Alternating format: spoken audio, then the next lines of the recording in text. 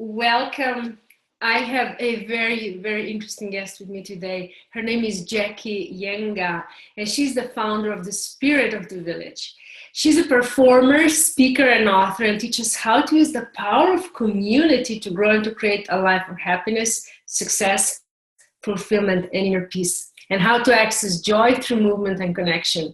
She brings the healing message of her African ancestors through wisdom teaching, songs, stories, written and dances from her village in Cameroon and beyond.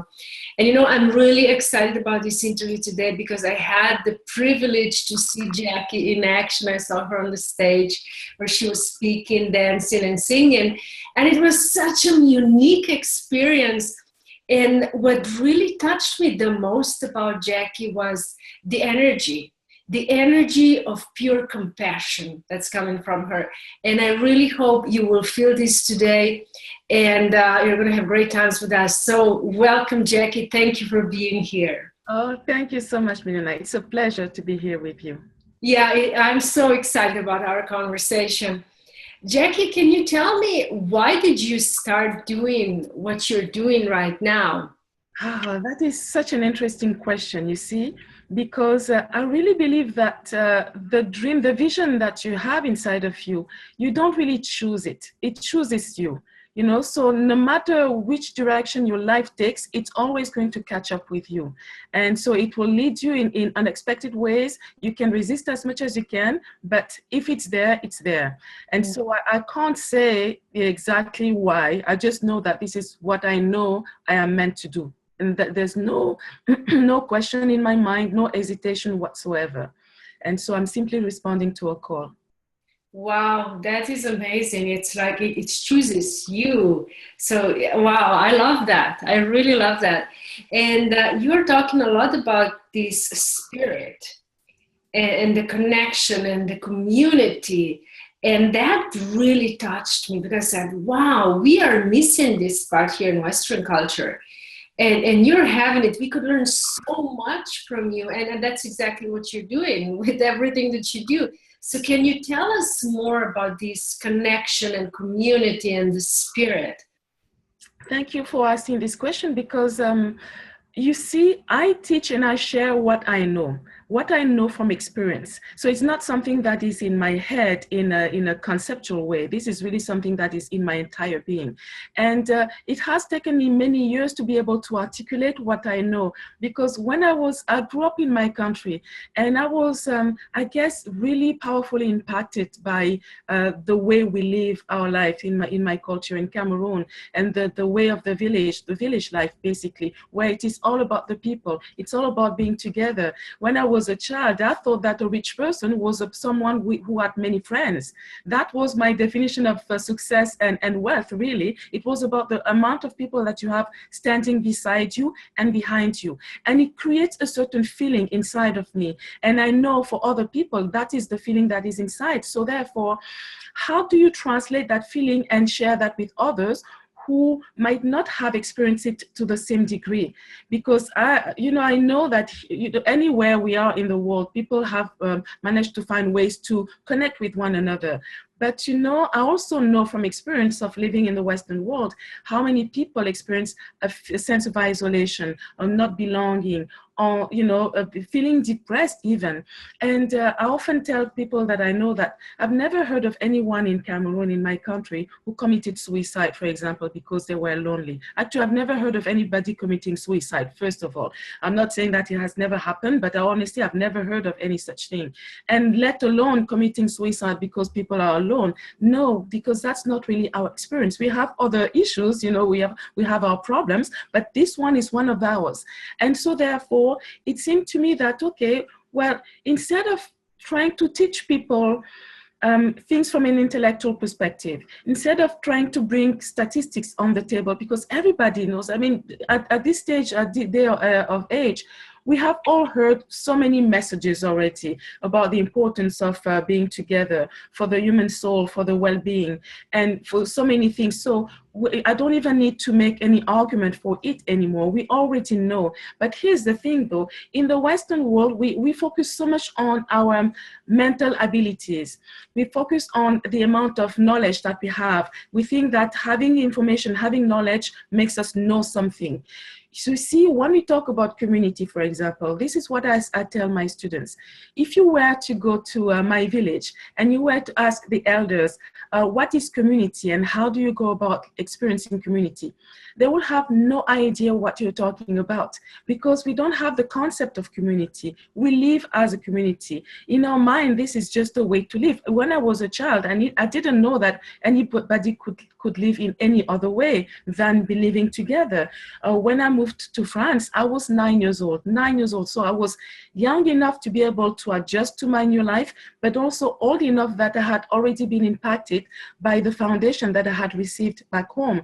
And so I remember the first time I went back home after I think it was a year or maybe 2 years at the most after living in France. I went back home, and now at the time we didn't have television in my country. So people had no idea really what the Western world looked like, except for when they had been to the movies or stories that other people will tell them.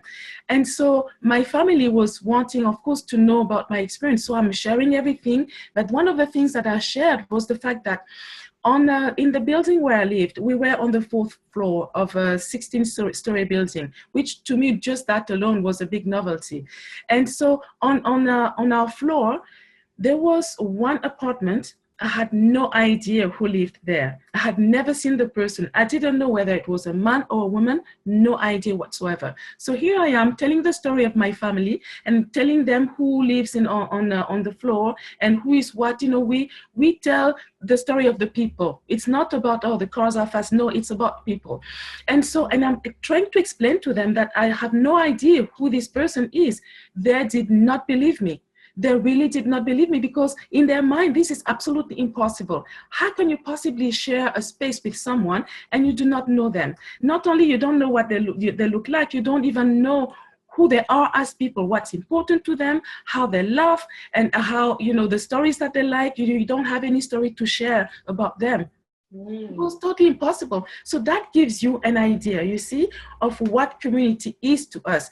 When I arrived in Vancouver, I've been here for 16 years. So this is a long time. And it's long enough for me to have observed and start, reaching some conclusions. They're not cast in stone, but they are conclusions out of what I've noticed. And I remember I was so impressed when I saw that here we have community centers. And I was so excited because I thought, oh, this is the place where I'm going to go and meet people so that I actually really know what these people are about and learning about, their essence. To me, it's all about the essence of people. So the first time I went into a community center, I'm not even sure which one it was, but I was so surprised because, it was mostly empty. I really found that it was mostly empty and it didn't have the soul that I was expecting. I really thought that this is the place where I'm going to find the soul of the people because this is where they gather. You see, in my village, we don't need to have a building. If we're going to gather outside, we just gather outside. If it means that we have to sit down on the floor, on the dirt, we're going to sit on the dirt because the point is to be together. And so here we want to have the perfect scenario. We want to have the building, the structure, then we have to have the programs, then we have to have a certain way to talk. No, seriously, we're wasting time doing that. And as we're focusing on these things, we're not actually focusing on just being together. Yes. And it seems to me that a lot of people are actually afraid to be with one another. And that is so sad. So yeah. It's a long way to answer your question, but it is so important to me because I really believe that is the most important issue that we have as a society, as people, as humanity. That is the number one thing that we have to address.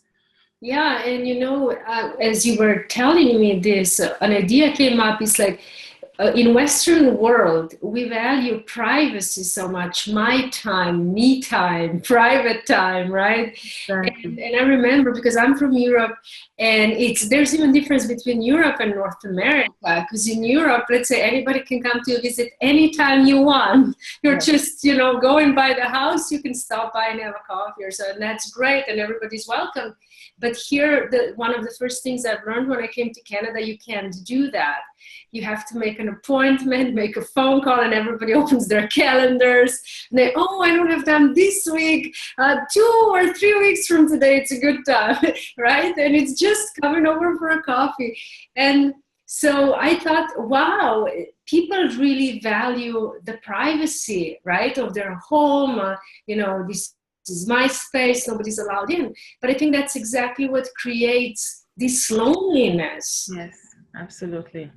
Absolutely. And I believe it's also the lack of understanding of really what truly makes us feel alive. Because in my culture, really, it's all about togetherness. It's all about doing everything together, because we believe in the power of community. When we heal with one another. It's not somebody isolated who is going to heal on their own. They need another energy to come and support them. And even one person and one other person's energy is not enough. Once you have a whole tribe, that is rooting for you, there's nothing that you cannot achieve. This is what I often say to people.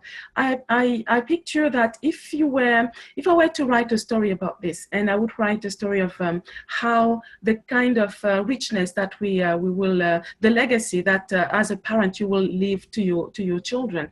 It will be, to me, the greatest legacy is about turning your child into someone that is going to be loved by everybody else around.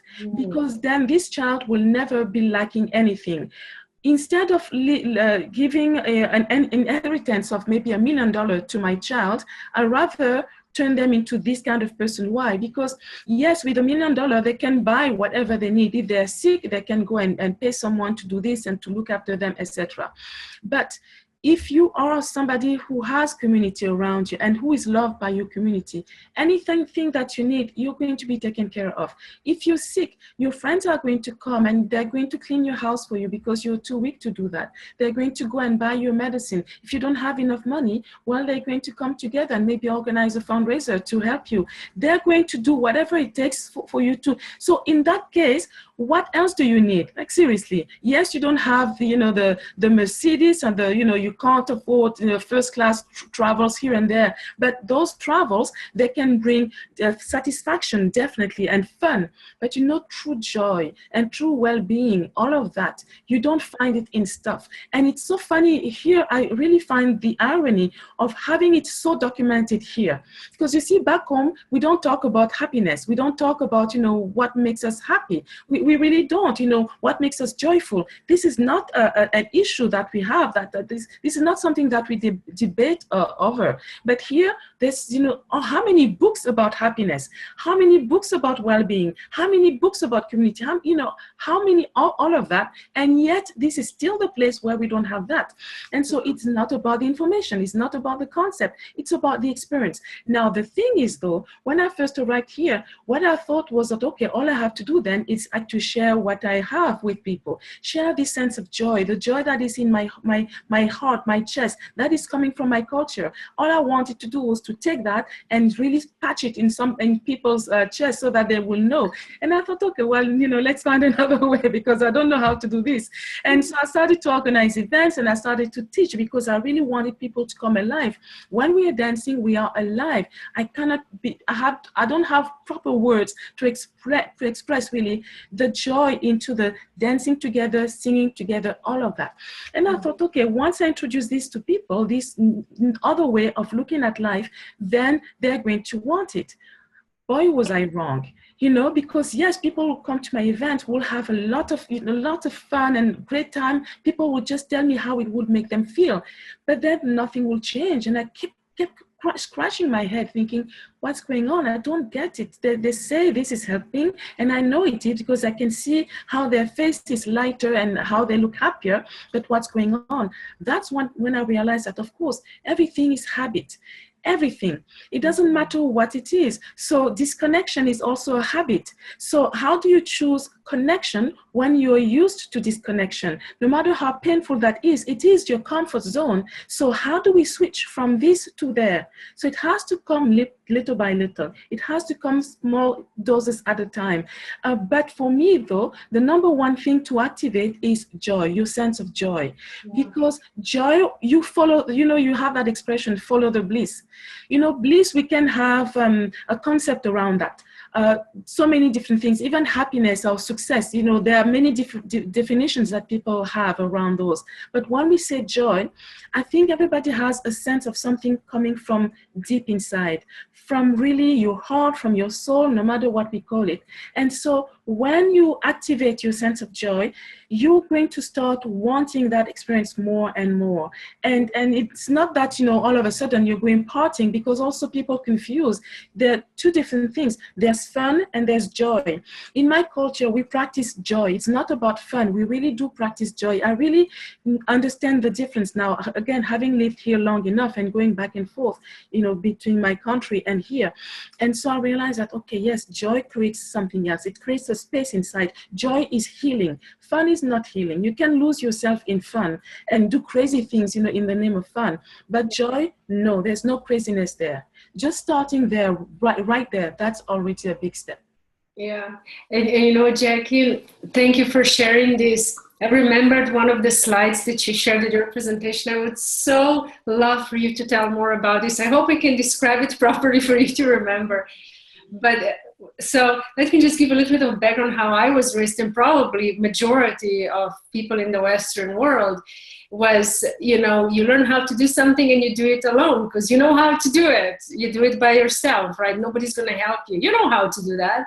And then you showed that picture of 4 or 5 men, all of them doing one thing, and you said, oh, how many people could do that, right? It was, one person could do it. And you said, yeah, but it's more fun if we do it together than just one person. Can you tell more about that?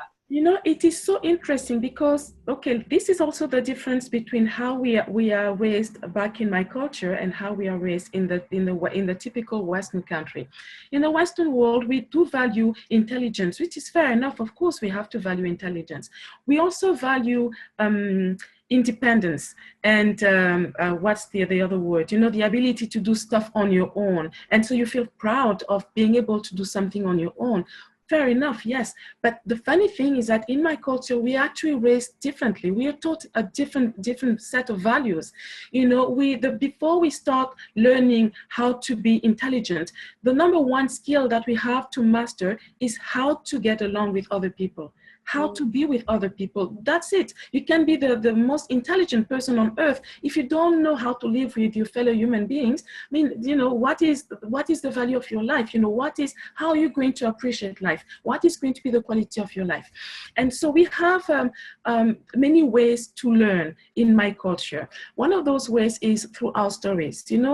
We talk about how education is important in the world, that, nothing comes without education. But it seems to me that we too often look at the Western education model, Western education system. Traditional cultures have their own educational system. Yes, you're not going to a classroom, a standard classroom for that, but there is something embedded in the culture that is all about educating the youngsters so that as they grow older, there are certain values that they are going to grow up with. So in French, we call it in my culture in general, in Africa, in French, we say l'école au clair de lune, which means the moonlight school. This is actually about storytelling, because you're learning under the moon, really. That's the time where we're telling stories, not just to entertain. Yes, there's entertainment there, but also there's a big educational component. And there's one very popular story in many countries in Africa. It's the same story, just put in different ways.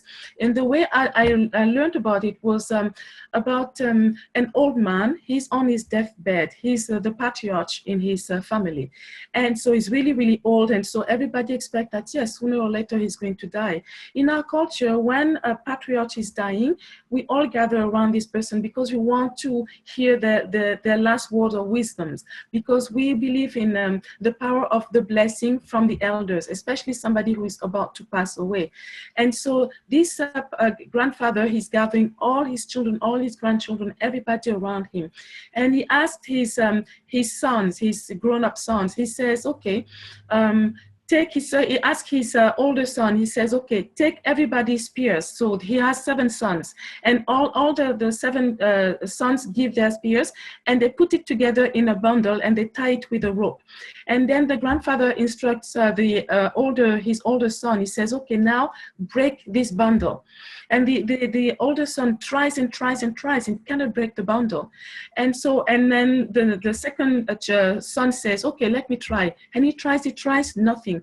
All the sons are trying, nobody can break the bundle. Now the grandfather says, okay, well, untie the bundle, now take just your spear and break it. And of course, the oldest son does it, and he breaks easily his spears.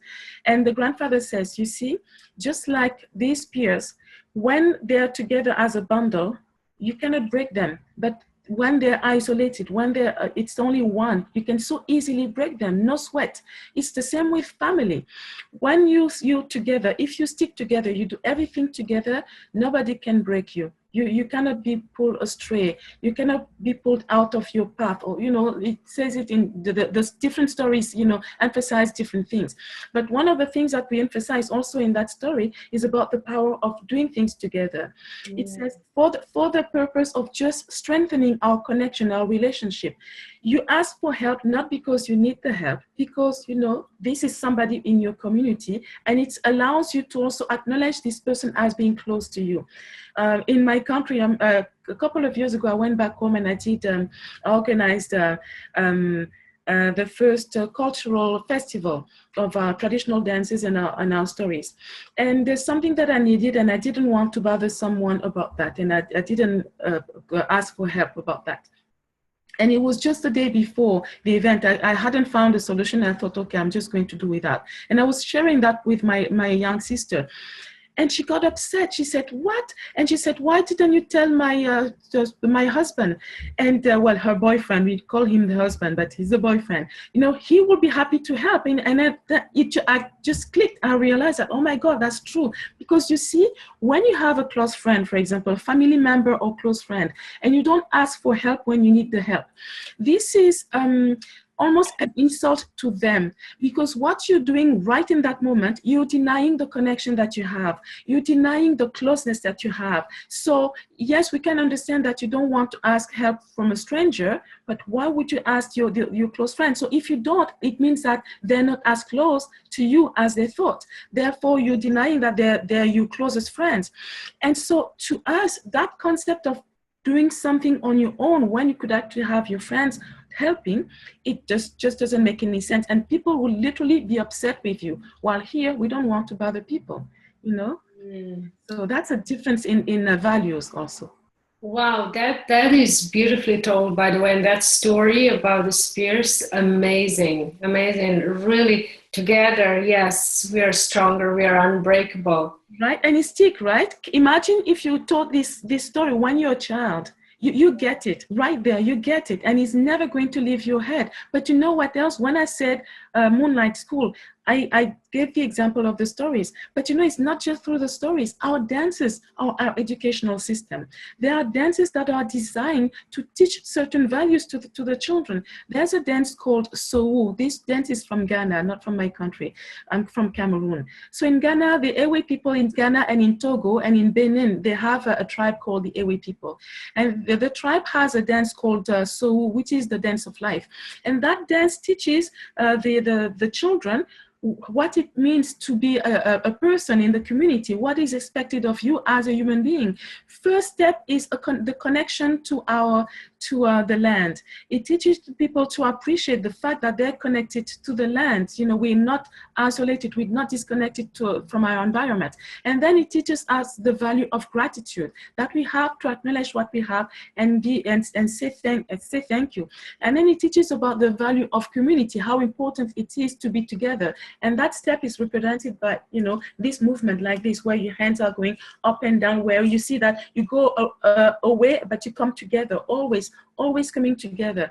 And then it's about the value of the person, what each person brings here. And we are told that everybody has something of value to offer. And then once you find that something of value, it is your responsibility to make, like, shine your light. I guess that's the way we say it here. You have the responsibility to share it with others, because it's not just for you, it's not just for your close friends, it is for everybody. So you have to take it around and move around, whether in your neighborhood or you travel the world, but you have a responsibility towards other people.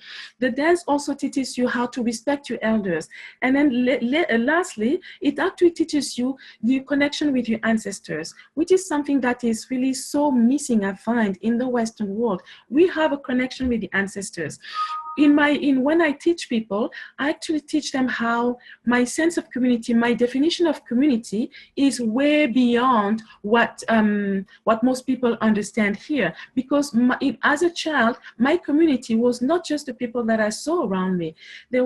Nature was my community. You see, my ancestors were part of my community. So, and I believe that they're just right here with us. It's just that I cannot see them. And so therefore, I need to find a way to have a connection with them, a relationship with them. You see, so having that inside of me, knowing that I am here today who I am because of other people who walked this earth, you know, before me, and who did something that contributed to what I have today. It creates that sense of gratitude also. And so I believe that all of these things, if we were able to remember them and live with them, you know, and really, increase that inside of us, just that alone, just that, you're not alone. You will know that you're not alone. Your ancestors are right here with you. And so the sense of being alone, for example, in the Western world, if we don't see people around us, we feel like, oh, we're alone. Well, yes, there's that, but there's also so much more about, you know, being together and being supported. And through the dancing, through the singing, this is what I try to bring to people. Wow, and then you're doing it in a beautiful way, right? Like, seriously, it's really, when we were dancing at Magnificent You conference, when you were teaching us dancing, it's like really, the whole room came together. Everybody was enjoying themselves. There was this special connection with everybody in the room. So thank you for that. And how do you think we could bring the best from African traditions, your culture, and combine it with Western knowledge or our culture and make this beautiful society? Absolutely. That is such a great question, because there's so much in the Western world. There's so much value here, and people are so smart, you know, in the things that people will come up with, and the inventions that we have. Like, look at where we live now. Look at what we have available around us.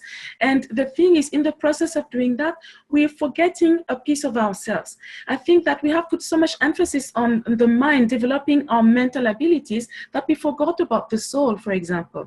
To me, we cannot, you know, and when I say focusing on the soul, it's not just, again, the concept of the soul or the intellectual understanding of this, or the prayers, you know, and something that is disconnected from our life. When we are singing, we are dancing, we're doing all of that together. To me, I really have a sense of, we are awakening the soul. We're inviting the soul in here. We're saying, okay, welcome, come and play with us. Let's do this together.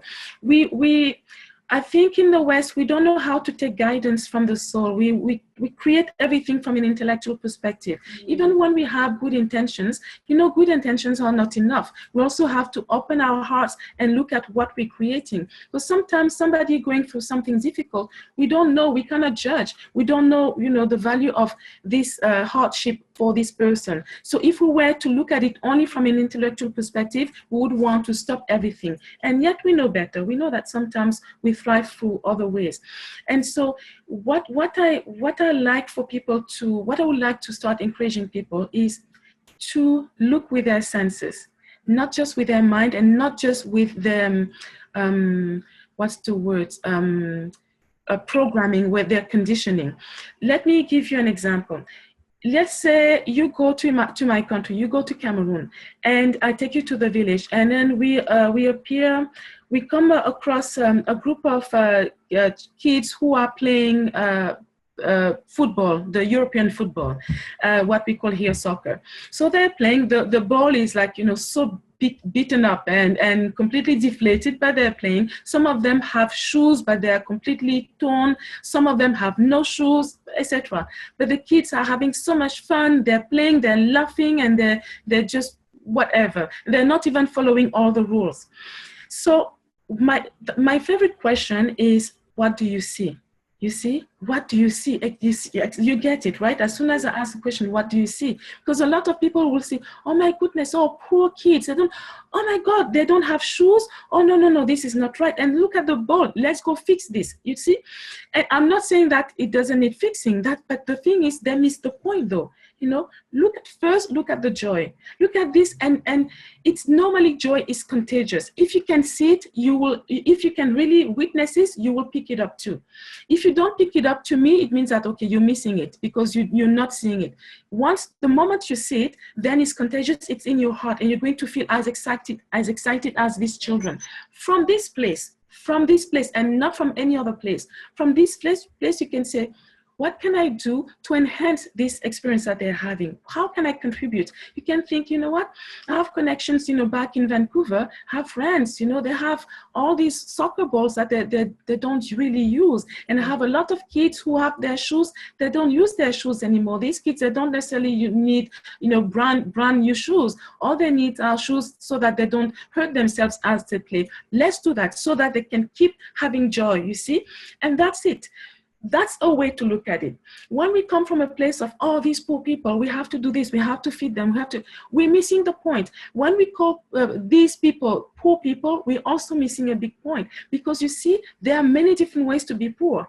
When I was a child, I had no concept of being poor. In fact, even when I arrived in France, in my mind, I never saw my country as being poor. And so living here, now I realize that a lot of people, they will go to my village and they'll say, oh, these are poor people. But you see, from my perspective of where I come from, because I really come from both places, I come from I have a foundation from my culture, the African values that we have. But I was also educated in the Western world, so I can really see both sides. And so I see how poor we are here in so many different ways. The only thing is this: you cannot put a dollar sign in front of everything of value. You see, and the ability for people to recognize that is going to be key in the process of changing our experience of life. Because I see what we have back home, the value that it has, and I see that there's never going to be a dollar sign in front of it. Nobody's ever going to say, oh my goodness, this is worth so much, I'm willing to pay this much to have this, you see? And so if you do not put a dollar sign, it's almost like, okay, this has no value. I want people to be able to see beyond that and to really start to value what brings them alive, really alive. And so where do you go? If you have the choice between something that really brings you alive, but there's no dollar sign, or something that, okay, it's going to bring you maybe recognition. People are going to see you because you eat. You're going to this event where everybody has paid maybe $1,000 to be there. Whatever it is, it's going to, of course, you're going to have value. If you pay $1,000 to anything, if you have no value from there, oh my goodness, I'll tell you, no, go ask for your money back. Of course, you're going to have your money from there. But what I want is what feeds your soul authentically. When we sing together, the soul is fed. When we dance together, I cannot begin to tell you what I see when it happens, when I see a group of people doing this. Once people have that authentically, and once they can actually identify them and stay with it long enough, not trying to understand, that's another thing, that is the danger. That is the one thing, by the way, that we have to also be careful about, is stay away from trying to understand everything and trying to explain everything. Not everything can be explained. Simply focus on your experience. If you have an experience, a moment of being right here in the present moment, just feel how that is inside of you. And that's it. Just starting there, it will bring people a little bit more present. Like really, presence is everything. From a place of presence, you can experience life. You cannot experience life through just the mental concept and mental construction of everything around you. To me, then, that's in the West, that is the number one skill that we need to master. Being more present and, stop intellectualizing everything. Thank you. Thank you. Definitely, we need more heart connection and just the experience, right? And thank you. I so agree with you. And it's true what you said about poverty. Absolutely, right? It doesn't, you could have lots of money, you're not happy. I think that the real, where we are rich is in our heart. Regardless if you have lots of money or not, you can be happy. It's the matter of the heart.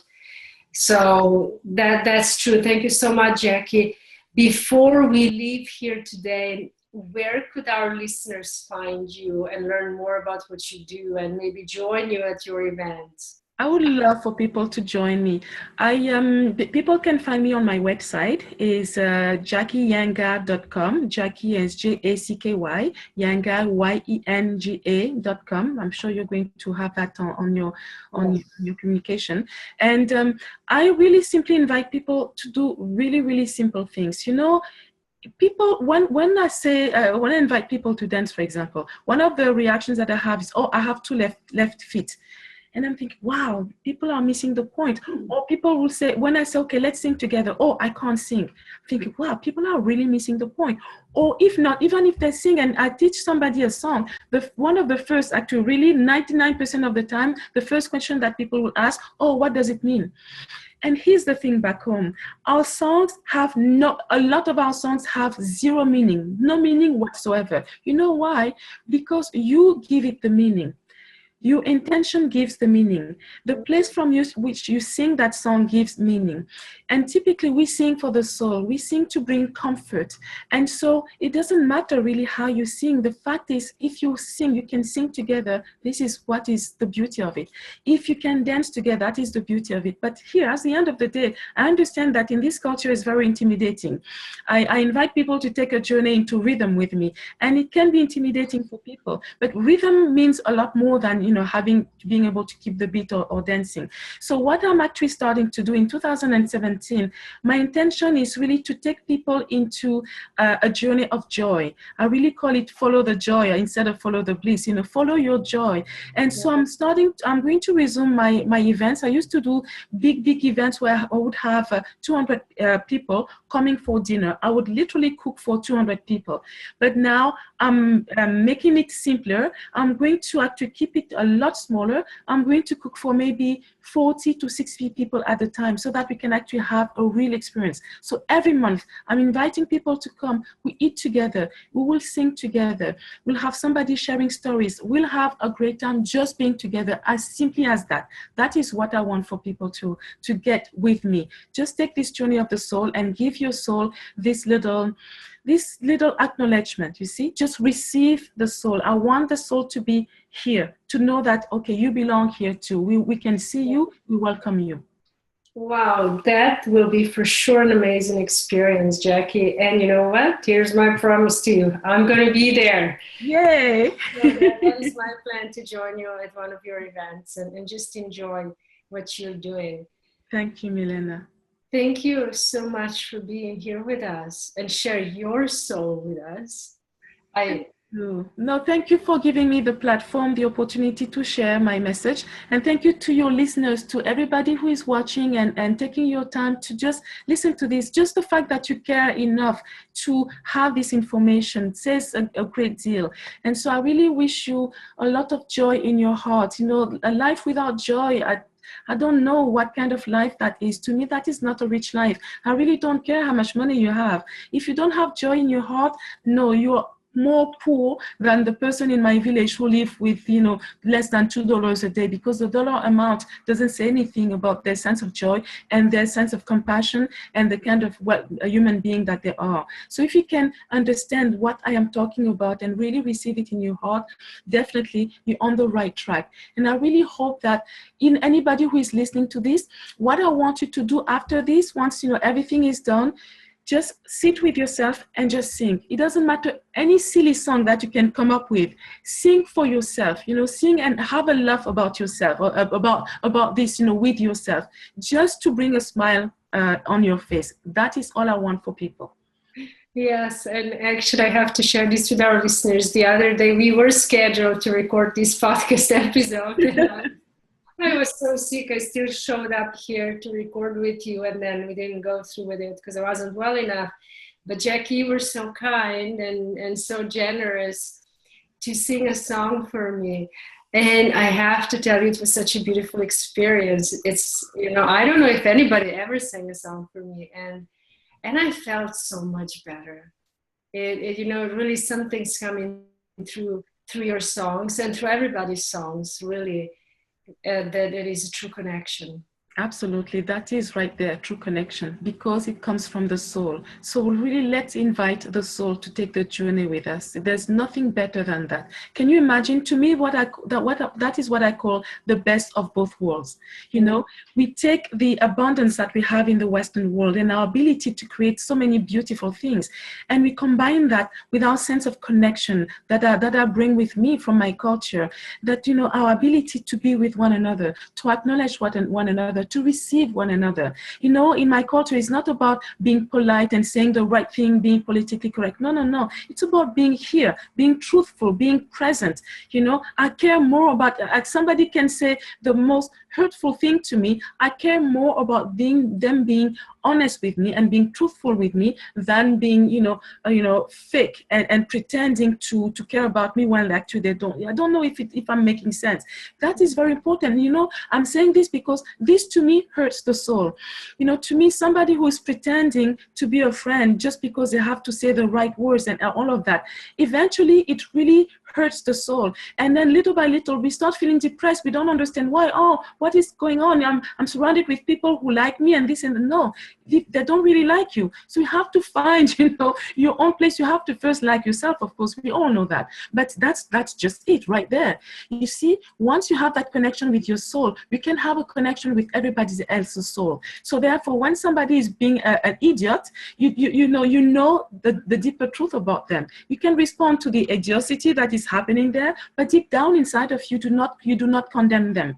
You see, because you know better. And I really try to live my life from this place. I really try to make sure that I remember that connection with the soul, and I can actually sense people's soul. I don't understand why, but this is just what it is. We all have our own little thing. Yes. It's very challenging sometimes, but it's also very rewarding. So you please, give some room to your soul, sing to your soul, dance for your soul, smile inside of you. Even if you don't feel like smiling with your face, smile in your heart. Right there, it will change everything.